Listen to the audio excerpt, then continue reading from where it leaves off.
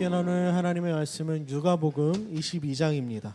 누가복음 22장 54절부터 62절까지의 말씀 함께 교독하겠습니다. 누가복음 22장 54절로 62절까지의 말씀 함께 교독하고 마지막 절 합독하도록 하겠습니다. 마이크 조금만 높여주세요. 제가 54절 말씀 먼저 읽도록 하겠습니다. 예수를 잡아 끌고 대제사장의 집으로 들어갈새 베드로가 멀찍이 따라가니라. 베드로도 그 가운데에 앉았더니 한 여종이 베드로의 불빛을 향하여 앉은 것을 보고 주목하여 이르되 이 사람도 그와 함께 있었느니라 하니,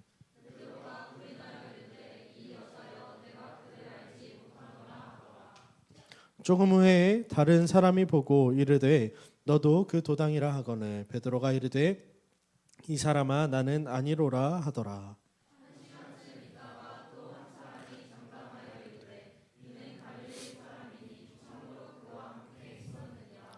베드로가 이르되 이 사람아 나는 내가 하는 말을 알지 못하노라고 아직 말하고 있을 때에 닭이 곧 울더라. 주께서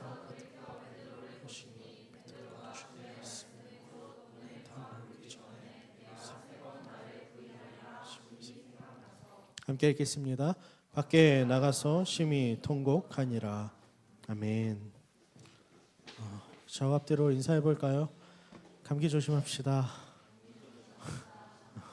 한 번 더 인사해 볼까요? 건강합시다. 생각보다 공동체에 많이 아픈 사람들이 많은 것 같아서 여러분 계속 기도하고 있는 중에 있습니다. 건강하도록 합시다. 알겠죠? 저도 이제 감기를 극복했거든요. 라고 말하고 다음 주에 또 훌쩍거리고 있을지도 몰라요. 여러분 모든 믿는 사람들은요, 우리는 누구나 성공을 꿈꾸며 살아갑니다. 누구도 인생 가운데 실패하기를 원하는 사람은 없을 거예요. 다만 우리가 믿는 사람으로서 꿈꾸는 성공이라고 하는 그 삶은 단순하게 돈을 많이 벌고 어떠한 이 땅에서 세상적 기준에서 성공하는 것을 말하는 것이 아니라 이 땅에서 우리가 살아감에 있어 하나님의 백성으로 바르게 살아가고자 하는 어떠한 성공, 소망하는 마음이 누구에게나 있다는 것이죠. 그런데 문제는 우리가 신앙의 여정, 그 삶을 계속해서 살아나가면서 우리는 때때로 깊은 실패들을 경험하고는 해요. 오늘 본문은 우리가 너무나도 잘 알고 있는 말씀이죠. 베드로가 닭이 울기 전에 3번 예수님을 부인한 그 사건, 그것을 우리는 본문 속에 마주합니다. 그리고 이 본문 속에 그렇게 베드로의 실패하는 모습들을 통해서 그리스도인에게 과연 실패란 무엇일까? 우리는 이것들을 어떻게 극복하며 살아가야 하는가라고 하는 그 주제를 다시 한 번 더 생각하게 되는 것 같습니다. 바라건대 오늘 우리가 본문의 말씀을 묵상할 때에 같이 함께 나누며 나아갈 때에 여러분 우리는 이 실패들을 어떻게 극복하고 딛고 일어서야 하는지를 좀 고민하면 좋을 것 같습니다. 우리 54절 말씀 함께 읽어볼까요? 오늘 본문 54절입니다. 함께 읽겠습니다. 시작. 예수를 잡아 끌고 대제사장의 집으로 들어갈새 베드로가 멀찍이 따라가니라. 아멘. 오늘 본문 말씀은 의도적으로 그 배경이 예수님이 잡혀간 장면으로부터 시작됩니다. 그래서 대제사장의 집으로 예수님이 끌려가실 때에 베드로의 위치는 어디 있었습니까? 멀찍이 뒤따르는 위치였습니다. 본문은 의도적으로 동행하다라고 하는 단어에 덧붙여서 멀찍이라고 하는 표현을 쓰고 있어요. 예수님을 따랐지만 이 베드로라고 하는 수제자, 가장 으뜸이 됐던 그 제자는 오늘 거리를 둔 채 예수님을 따라가고 있는 모습인 거죠. 이것은 이미 심리적으로 어떤 영적으로 관계적인 어떠한 거리감이 생겼음을 나타내주는 멀찍이라는 단어입니다. 동행하고 있지만 그 가운데 자리에 함께하고는 있지만 실은 그 가운데 진짜 동행을 하기보다는 뭔가 관찰자, 제3의 사람으로서 바라보는, 관찰하는 입장으로서 서 있는 베드로의 모습을 오늘 본문은 의도적으로 드러내고 있는 것이죠. 에드워드 홀이라고 하는 심리학자는 근접학을 연구했는데 근접학 여러분 많이 들어봤을 거예요. 인간이 가장 안정감을 느끼는 사람 간의 어떠한 거리, 심리적 거리, 를 연구했던 사람입니다. 그는 공간적 거리가 가까우면 가까울수록 사람은 심리적인 거리가 가까울 수밖에 없다. 심리적 친밀감도 높을 수밖에 없다라고 말합니다. 그런데 여러분 이건요 동일하게 신앙에서도 마찬가지인 것 같아요. 하나님과의 우리 사이의 거리는 실은 우리가 하나님과 어떻게 친밀하게 보내고 있는가 그 관계의 친밀도에 어떠한 척도가 되어주는 것이죠. 베드로는 지금 그 자리에는 있지만 멀찍이 따라감으로 인해서 실은 관계적으로 멀어 있는 그 모습을 보여주는 거죠. 그는 주님 곁에서 함께 걷는 자가 아니라 멀찍이 뒤따르는 방관자로서 오늘 본문에 등장한다는 거예요. 그런데 여러분 중요한 것은 시편 말씀 가운데 73편 28절에 이렇게 기록되어 있습니다. 하나님께 가까이함이 내게 복이라 내가 주 여호와를 나의 피난처로 삼아 주의 모든 행적을 전파하리이다. 아멘. 시편 기자는요 하나님과 동행하는 것, 하나님과 함께하는 것, 가까이하는 것이야말로 하나님께서 우리에게 누릴 수 있도록 주신 가장 큰 복이라고 우리에게 고백하고 있는데 여러분 실은 그것이 왜 우리에게 복이 되는지 우리는 한 번 더 고민해 볼 필요가 있습니다. 우리가 하나님께 가까이 할 때 그것이 복이 되는 이유는 이 유한하고 한계가 넘치는 우리의 인생이 하나님과 동행함으로 말미암아 실은 우리의 한계를 넘어서는 우리가 예측하지 못하는 그 인생을 살아갈 수 있다는 것이죠. 인간적인 지혜와 능력에 의존하지 않고 하나님의 무한하심을 의지하는 살아가는 삶, 그것을 말하는 겁니다. 관계의 거리를 좁히는 것이야말로 그러므로 우리에겐 복이고 실은 하나님 안에서 안전하고 풍성한 삶을 누리는 비결이라는 겁니다. 혹시 여러분 우리의 신앙이 우리와 하나님의 관계가 지금 베드로처럼 멀찍이 떨어져서 그분을 관망하고 관찰자로서 제자로서 동행하는 삶이 아니라 함께하는 삶을 살아가는 것이 아니라 멀찍이 떨어져서 그저 쳐다보고 관찰하는 모습으로만 있지는 않습니까? 우리의 실망이나 어떠한 상황과 환경들, 지친 마음들 혹은 우리의 기대감이 무너졌을 때에 그것이 우리로 하여금 하나님과의 그 거리가 멀어지게 함으로 말미암아 우리가 하나님의 제자가 아닌 하나님의 백성이 아닌 자녀가 아닌 그저 관찰자로서 한 신앙인으로서 그냥 관망하는 삶을 살고 있지는 않습니까? 여러분 기억하셨으면 좋겠습니다. 하나님께 가까이 함이야말로 우리가 누릴 수 있는 가장 큰 복입니다. 그러므로 여러분 만약에 하나님과의 거리가 멀다고 한다면 여러분 멀찍이 하나님으로부터 떨어져서 걸어가고 있다면 하나님께로 가까이 나아가길 축복합니다. 그 관계의 거리를 회복하는 것이야말로 실은 하나님과 그 무너진 관계를 회복할 수 있는 첫 걸음입니다. 우리 55절 말씀 한 번 더 읽어볼까요? 함께 읽겠습니다. 시작. 사람들이 뜰 가운데 불을 피우고 함께 앉았는지라 베드로도 그 가운데 앉았더니 아멘. 하나님과 멀어진 그 삶은요 늘 후유증을 낳게 됩니다. 점점 더 하나님을 의지하지 않는 삶으로 그 발걸음을 인도하죠.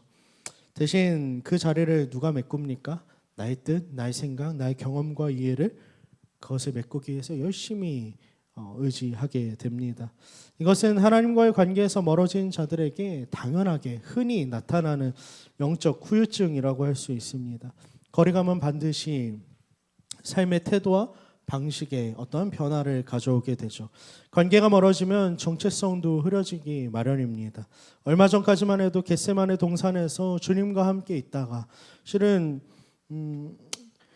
그 겟세마네 동산에서 칼을 빼서 대제사장의 종의 귀를 자를 만큼 열심히 있었던 그 베드로가 이제는 숯불을 쬐기 위해서 가야바의 뜰 가운데 옹기종기 모여있는 그 사람들 속에 앉아있는 모습을 우리는 발견하게 되죠. 그들은 누구입니까 여러분? 숯불 가운데 지금 불을 펴고 그 가운데 옹기종기 모여있던 이 사람들은 예수님에 대해서 적극적으로 반대하던 대적자들은 아닐지 몰라도 어쩌면 예수님과는 별 상관없는 아무런 상관없는 사람들일 겁니다. 여러분 하나님과 멀어지면 우리는 자연스럽게 세상과 가까워지게 되어 있어요. 그리고 점점 더 내가 누구인지를 망각하게 되죠. 또 이 베드로가 정체성이 희미해질 때에 그가 사람들과 함께 둘러앉아 있는 그 모습 속에서 여러분 우리는 무엇을 발견합니까? 그가 누가 함께하고 있는가는 곧 그의 정체성이 그 가운데 나타난다는 것을 우리는 다시 한 번 더 확인할 수 있습니다. 시편 1편 1절은 우리가 잘 알고 있죠. 이렇게 이야기합니다. 복 있는 사람은 악인들의 꾀를 따르지 아니하며 죄인들의 길에 서지 아니하며 오만한 자들의 자리에 앉지 아니하고. 아멘. 사랑하는 청년 여러분, 여러분 요새 누구와 함께하는 삶을 살아가고 있습니까? 내가 몸담고 있는 자리, 내 마음이 머물고 있는 그 자리는 도대체 어디입니까? 베드로는 주님과 멀어져 있었고 지금 그는 방관자로서 숯불 가운데 둘러앉아 있었던 그 사람들과 함께 하고 있습니다. 실은 그 함께하는 자리가 곧 내 정체성을 만든다는 그 사실을 망각한 채 말이죠. 고로 여러분, 여러분의 삶 가운데 함께하고 있는 사람들이 바라건대 하나님의 사람들에게 주님의 이름으로 축복합니다. 그래서 여러분의 정체성이 흐릿해지지 않고 늘 하나님과 가까이하고 그분과 동행함으로 말미암아 날마다 주께서 주시는 복을 누리는 그 은혜가 우리 가운데 있길 간절히 소망합니다. 베드로는 그렇게 오늘 본문 속에서 3번에 걸쳐 주님을 부인하게 되죠. 이미 여러분 그리고 이 베드로의 부인은요 기정사실화됐던 이야기예요. 왜냐하면 기존에 주님 내가 결코 주님을 버리지 않겠습니다라고 베드로가 고백할 때 예수님은 베드로에게 말했거든요. 아니 네가 분명하게 3번에 걸쳐서 나를 부인하게 될 거야 라고 말이죠. 결코 그럴 일이 없을 것이라고 말하면서 단호하게 반박하던 그 베드로의 어떠한 고백은요 오늘 본문에 그가 부인하는 그 과정들을 통해서 참 무색하리만큼 아무것도 아닌 것이 되어버리고 맙니다. 그런데 여러분 우리는 베드로가 왜 예수님을 부인했는가라고 하는 그 팩트를 이야기할 때 우리는 주로 왜 베드로가 예수님을 부인했다라고 생각하죠? 우리는 주로 그 상황과 환경에 겁먹어서 나도 죽을까 봐 예수님을 부인했다라고 생각합니다. 그런데 여러분 대부분 그렇게 압박을 견디지 못한 겁쟁이로 베드로를 생각하는데 여러분 우리가 성경을 조금 더 자세히 들여다볼 필요가 있을 것 같습니다. 왜냐하면 그의 고백을 다시 살펴보면 그의 내면을 더 깊게 들여다볼 수 있게 되는데 실은 그가 그렇게 겁쟁이인 것처럼 느껴지지는 않거든요. 자, 우리 누가복음 22장 33절의 말씀 함께 읽어볼까요? 본문의 앞에 등장하는 이야기입니다. 함께 33절 말씀 함께 읽겠습니다. 시작. 주여 내가 베드로가 말하되 주여 내가 주와 함께 오게도 죽는 데에도 가기를 각오하였나이다. 아멘. 여러분 베드로라고 하는 사람은 어떤 사람이냐면요. 단순히 예수님의 수제자를 넘어서 이 사람은 확신과 열정을 갖고 있었던 사람이에요. 감옥에 가는 것도 심지어 내가 주님이 죽으라고 하면 죽는 것조차도 감당할 수 있겠습니다라고 힘차게 고백했던 사람입니다. 여러분 그런데 그의 이러한 고백과 각오가 그냥 감정에 의해서 일순간적인 것이었을까요? 저는 그렇지 않다고 생각해요. 방금도 얘기했지만 겟세마네 동산에서 여러분 예수님이 잡혔단 말이죠. 그러면 여러분 정말 도망해야 된다라고 하면 겁이 먹었다면 언제 도망가는 게 맞습니까?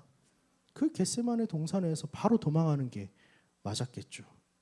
그런데 여러분 베드로는 그 겟세마네 동산에서 예수님이 잡히시던 그 순간에 뭘 했죠?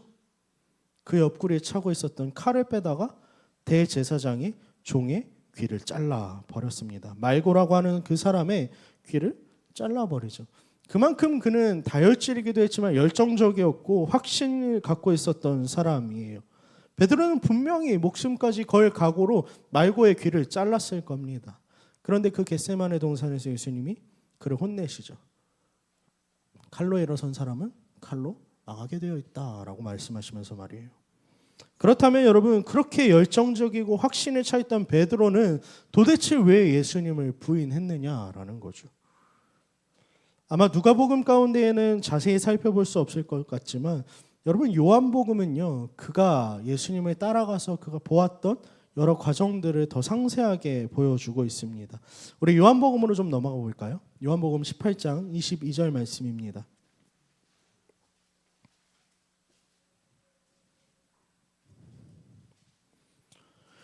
요한복음 18장 22절 함께 읽겠습니다. 시작. 이 말씀을 하심에 곁에 섰던 아랫사람 하나가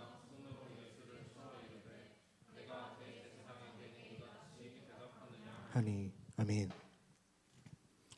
여러분 가야바의 뜰, 그 대제사장의 뜰에서 쫓아가서 베드로가 목격하고야 말았던 예수님의 모습은 뭐였어요? 아랫사람, 종이거든요. 종에게 뺨 맞는 모습을 그는 봅니다. 예수님은 그 가운데 고난을 당하시고 아주 초라한 모습으로 사람들 앞에 서 계셨어요. 이전에 보여주셨던 어떠한 능력들과 권위와 권세들, 대단한 것들을 보여주시지 않고 오히려 그 초라함이 종에게 뺨까지 맞아야 하는 연약한 모습이었다는 거죠. 베드로가 기대한 어떠한 강한 메시아의 모습, 내가 기대했던 강한 왕의 모습, 그 모습은 온데간데 사라지고 현실에 예수님이 비춰지는 그 모습은 내 기대를 다 무너뜨릴 만큼 연약한 분이었다라는 겁니다. 여러분, 저는 베드로의 부인이 바로 여기서부터 비롯됐다라고 생각해요. 기대가 크면 실망도 큰 법이죠. 어쩌면 베드로가 도망치지 않고 멀찍이 예수님을 따라간 오늘 본문의 사건은요, 예수님에게서 그가 무언가를 보고 싶었기 때문일 겁니다. 끝까지 내가 기대했던 바, 내가 바랬던 그 바를 가야바의 뜰에서도 반드시 나타내시고 드러내셔서 그 가운데 모든 것들을 다 뒤집어 엎어버리시는 예수님을 베드로는 기대했을지도 모르겠어요. 어쩌면 본인이 기대했던 하나님 나라의 도래, 왕으로서의 어떠한 통치, 그 부조리한 세상을 뒤집는 강한 지도자, 그 모습을, 내 열망을, 내 갈망을, 내 기대를 예수님한테 투영해서 그러한 소망을 품고 예수님의 뒤를 멀찍이서 관망하는 자세로 따라갔을 거라는 겁니다. 그러나 여러분, 그 가운데 그 베드로가 보았던 예수님의 모습은 무엇입니까? 종에게 뺨 맞는 초라한, 아무것도 아닌 것 같은, 이제는 끝나버린 듯한 그러한 초라한 주님의 모습이었습니다. 자신이 그런 하나님 나라의 어떤 이상과는 완전히 괴리감 있는 모습이었던 거죠. 그렇게 베드로의 기대가 완전히 무너져 버리는 겁니다. 그리고 그렇게 무너진 다음에 요한복음은 더 세밀하게 기록하고 있어요. 첫 번째 부인과 두 번째 부인, 그리고 세 번째 부인 사이에 예수님의 그 초라한 모습을 바라본 베드로의 모습을 그리고 있습니다. 그 초라한 모습을 본 뒤에서야 완전히 세 번째까지 부인해버리는 베드로가 나타난다는 거죠. 사랑하는 청년 여러분, 여러분은 예수님께 도대체 무엇을 기대하며 살아가고 있습니까? 그리고 그 여러분이 기대하는 바들은 과연 성경적인 기대입니까? 하나님의 뜻에 부합하는 기대입니까? 아니면 그저 내 욕망과 내 열심과 내 간절함을 투영한 기대입니까? 만약 내가 바라는 일이 이루어지지 않는다라고 해서 하나님을 부인하고 싶고 하나님을 떠나고 싶고 그런 모습이 우리 가운데 있다면요, 어쩌면 우리는 베드로와 별반 다를 바가 없는지도 모르겠어요. 우리는 주님을 내 소원을 이루어주는 도구로 그렇게 여기면서 살아가고 있지는 않습니까?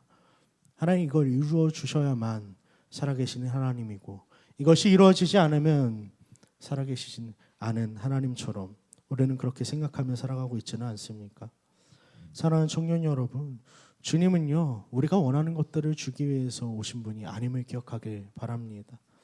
어쩌면요, 우리가 원하는 것을 주기 위해서 오신 분은 아니지만 그럼에도 우리가 바랄 수조차 없었던 것을 주시는 분이 바로 우리 주님임을 기억하길 바라요. 우리가 바랄 수 없었던 구원과 생명을 주시기 위해서 실은 우리가 실망할 만큼 연약한 모습, 넘어지는 모습, 깨져있는 그 연약함 속에 스스로를 던져놓은 예수님이라는 겁니다. 바라건대 여러분, 여러분의 기대를 좀 점검했으면 좋겠습니다. 주님은 세상의 기대가 아니라 영원하고 절대적인 그 생명과 기쁨, 그 구원을 우리에게 주시는 분임을 기억하기를 간절히 소망합니다. 근데 여러분, 베드로가 오늘 본문 속에서 세 번 부인하고 그렇게 끝나버려요. 얘기는 예수님이 닭이 울던 그 순간에 이렇게 뒤를 돌아서 베드로와 눈이 마주칩니다. 우리가 지난주에 나누지 않았어요? 삭개오와 눈이 마주치고 삭개오의 이름을 부르셨던 그 주님, 이제는 베드로를 돌아보시고 베드로와 눈이 마주치세요. 그 시선에 의해서 62절에 의하면 베드로는 밖에 나가서 심히 통곡했다라고 말합니다. 왜냐하면 베드로에게 있어 그 주님의 시선은 주님의 말씀을 다시금 떠올리게 하는 요소였거든요. 예수님이 어떤 의도로 바라보셨던 말씀하셨던 그것과 상관없이 실은 베드로에게 있어서 그 주님의 시선은 정죄하는 듯한 자신의 연약함과 실패를 다시 한번 확인시키는 듯한 시선처럼 다가왔을 겁니다. 그 주님의 시선을 마주한 순간 베드로는 주님의 말씀을 기억했고 다시 한번 더 밖에 나가서 통곡할 수밖에 없었다라고 말씀은 이야기해요. 그렇게 여러분 베드로가 무너진 채로 실망하고 스스로에게 낙담한 채로 자신의 모든 기대가 무너졌을 때 베드로는 어디로 갑니까? 오늘 본문에 나오지는 않지만 베드로는 다시 기존의 자기의 직업이었던 어부의 생활을 하기 위해 갈릴리로 돌아갑니다. 그리고 갈릴리에서 그냥 무작정 허망하게 그물질을 해요. 그물질을 해서 뭐 물고기라도 많이 잡았느냐? 그렇지 않아요. 말씀은 계속해서 무엇이라고 이야기하냐면 베드로가 그물을 올리지만 그 그물 가운데 물고기가 잡히지 않았다라고 이야기해요. 헛헛한 마음으로 어부의 삶을 다시 살아나가는 하나님이 주님께서 그를 부르셨었던 사람을 낚는 자의 삶은 온데간데 없고 망연자실한 채 그냥 내가 할 수 있는 거라도 해야지라는 그 심정으로 어부의 삶을 다시 시작하죠. 근데 여러분 베드로의 이야기, 베드로의 실패는요 거기서 끝나지 않습니다. 부활하신 주님이 다시 한 번 더 베드로를 찾아오시기 때문이죠. 우리 함께 요한복음 다시 한 번 더 가볼까요? 요한복음 21장 9절 말씀입니다. 요한복음 21장 9절 말씀 함께 읽겠습니다. 함께 읽겠습니다. 육지에 올라보니 숯불이 있는데 그 위에 생선이 놓였고 떡도 있더라. 아멘. 부활하신 예수님께서 베드로와 그 그물을 길고 있었던 제자들에게 오셔서 처음 하셨던 건 뭐였냐면요. 숯불을 피시고 그 가운데에 조반을 차려주시는 일이었어요. 물고기를 구워주시고 떡을 구워서 이제는 뭇가로 나올 때에 너희가 먹을 수 있도록 예비하시는 일이었죠. 근데 여러분 21장 9절을 살펴보면 독특한 단어가 하나 등장합니다. 바로 숯불이라는 단어예요. 헬라어로는 안트라키안이라고 하는 단어인데 이것은 유일하게 2번 쓰인 표현입니다. 복음서에서. 언제 쓰였느냐? 오늘 본문인 요한복음 21장 9절인 예수님께서 베드로와 제자들에게 조반을 차려주시고 그들을 회복시키시는 그 장면 가운데 한번 쓰였고 동시에 베드로가 예수님을 부인하던 그날 밤에 사람들이 둘러앉아 있었던 그 불, 그것이 바로 안트라키안이었어요. 이것은 베드로가 주님을 부인하며 서 있었던 그 가야바뜰의 숯불과 똑같은 단어인 거죠. 시간과 장소는 흘렀고 지났고 다르지만 여러분 베드로는 예수님을 마주하는 그 장소가 어디냐면 내가 실패했었던 내 기대가 다 무너졌었던 그 자리로 다시 한 번 더 주님이 우리를 초대하셨다는 겁니다. 요한복음 21장 17절 말씀 또 한번 읽어볼까요? 함께 읽겠습니다. 시작. 주님부터 읽읍시다. 시작. 주님 모든 것을 아시오매 내가 주님을 사랑하는 줄을 주님께서 아시나이다. 아멘. 베드로는 그 숯불 앞에 서며 자신의 실패가 떠올라서 아마 마음이 무거웠을 거예요. 예수님을 보면서 예수님이 그 숯불 가운데 자기를 바라봤던 시선을 그대로 떠올렸을 겁니다. 내가 실패했었고 내가 무너졌었고 나의 기대가 예수님이 아니었다라는 걸 다시 한 번 더 생각했을 거예요. 그런데 놀랍게도 예수님이 베드로에게 오셔서 하셨던 것은 조반을 차려주시고 3번에 걸쳐서 물어보시죠. 뭐라고 물으십니까? 네가 나를 사랑하느냐? 라고 하는 질문입니다. 조금씩 내용은 달라지지만 네가 나를 사랑하느냐? 네가 나를 다른 이들보다 더 사랑하느냐? 내가 정말로 나를 사랑하느냐라고 3번을 걸쳐서 질문하십니다. 그런데 여러분 주님께서 이렇게 3번에 반복해서 물으시는 질문은요. 그가 3번에 반복해서 예수님을 부인했던 사건과 더불어서 그가 잃어버렸던 소명, 그가 실패했던 그 자리에서 그를 회복시키고자 하시는 예수님의 질문이었어요. 처음과 2번째 질문에 베드로는요. 당연하게 네 주님 내가 주님을 사랑합니다 라고 이야기해요.